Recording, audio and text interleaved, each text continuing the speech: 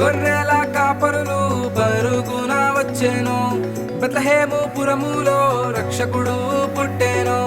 గొర్రెల కాపరులు పరుగున వచ్చెను,